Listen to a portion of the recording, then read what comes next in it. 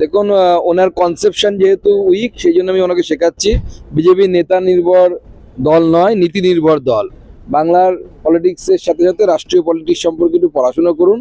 BJP আদর্শ ভিত্তিক দলের, কে হিরণ, কে সুকান্ত মজুমদার, কে অন্য কেউ, তার উপর বিজেপি নির্ভর করে না, বিজেপি নীতি আদর্শের উপর নির্ভর করে। আর এই এখন ডুববে যে নৌকো, সেই নৌকোতে যারা যাবে যাবে, আমাদের কি, ওদেরকে নিয়ে ডুববে, সখাত সলিলে ডুবে মরি শ্যামা, ডুববে। অভিষেক বন্দ্যোপাধ্যায় আরো বলছেন, বিজেপির কোনো বুথ স্তরের নেতাও যদি অনৈতিক কাজ করে বাড়ি ঘেরাও করুন। দেখুন, এটা উস্কানিমূলক কথাবার্তা বলছে অভিষেক বন্দ্যোপাধ্যায়, কারণ বুঝতে পারছেন যে এবার ভোটে হারতে হবে। আর ভোটে হারার পর যখন পুলিশ থাকবে না তার বাড়ির সামনে যদি আমরা ঘেরাও করি, তখন কি হবে? আমরা করব না, কারণ আমরা গণতন্ত্রে বিশ্বাস করি। বেলডাঙ্গার ঘটনায় মুখ্যমন্ত্রী মমতা বন্দ্যোপাধ্যায় আপনাদেরকে দায়ী করে বলছেন, বিজেপির চক্রান্ত, বিজেপি রাজনৈতিকভাবে পারছে না হারাতে, সে কারণে এইসব দাঙ্গা লাগানোর চেষ্টা করছে। আজকে মাননীয় মুখ্যমন্ত্রীকে দেখে আমার ছোটবেলার কথা মনে পড়ে গেল। আমি মহাভারত সিরিয়ালে ধৃতরাষ্ট্রকে দেখেছিলাম। তিনি দুর্যোধনের সামনে যেভাবে অসহায়তা দেখাতেন, অ্যাক্টিং করতেন, আজকে মুখ্যমন্ত্রীকে দেখে তাই মনে হলো।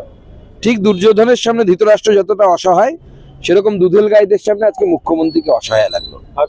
উনি একজন মুখ্যমন্ত্রী হয়ে বলছেন যে আমি কিভাবে ওদেরকে আটকাবো, সরে যান চেয়ারটা ছেড়ে, আমরা দেখাচ্ছি কিভাবে আটকাতে হয়। যেভাবে গুজরাটে আটকাই আমরা, যেভাবে আমরা উত্তরপ্রদেশে আটকাই, লাল করে দেবো পেছন একদম। যাদবপুরে যে বিএলও আত্মহত্যা করেছে অনন্যা ব্যানার্জি, যিনি কাউন্সিলর তৃণমূলের, তার উস্কানিতে হয়েছে, অনন্যার উস্কানিতে হয়েছে। অনন্যাও জড়িত, অনন্যার সাথে অনন্যার যারা আছে আরো সাথে সাথে সখী সাথী, আমি নাম বলছি না, মন্ত্রী আছে একজন, খোঁজ নিন, সেই মন্ত্রীও জড়িত।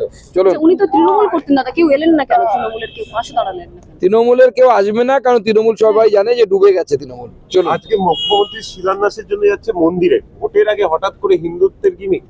একাধিক মন্দির, আমরা হিন্দিতে বলি না, মোদি হ্যাঁ তো মুমকিন হ্যাঁ।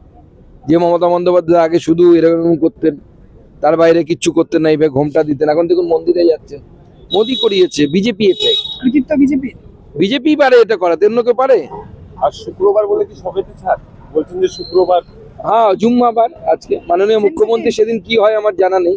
একজন সাংবাদিককে যেভাবে পেটানো হলো, শুধু পেটানো নয়, আমি পেপারে টিভিতে দেখেছিলাম বা পড়েছিলাম, বলা ভালো, পেপারে পড়েছিলাম যে আমাদের আফগানিস্তান এবং বিশেষ করে আরবে একটি খেলা আছে যেখানে মেয়েদেরকে হঠাৎ রাস্তার মধ্যে ঘিরে ধরা হয় এবং তারপরে তাদেরকে শ্লীলতাহানি টাইপের করা হয়। এটা আরবের সংস্কৃতিতে হয়তো থাকতে পারে, কিন্তু ভারতবর্ষের সংস্কৃতিতে এটা খেলা নয়। আজকে যে মেয়েটিকে, সোমা মাইতি সম্ভবত তার নাম, যেভাবে মহিলা সাংবাদিককে ঘিরে ধরে তার চুল টানা, পা টানা এবং অঙ্গ প্রত্যঙ্গে হাত দেওয়া হয়েছে, এটা ভবিষ্যতে বাঙালি হিন্দুর মেয়ের সাথে অপেক্ষা করছে গোটা পশ্চিমবঙ্গ জুড়ে, যদি আমরা সজাগ না হয়।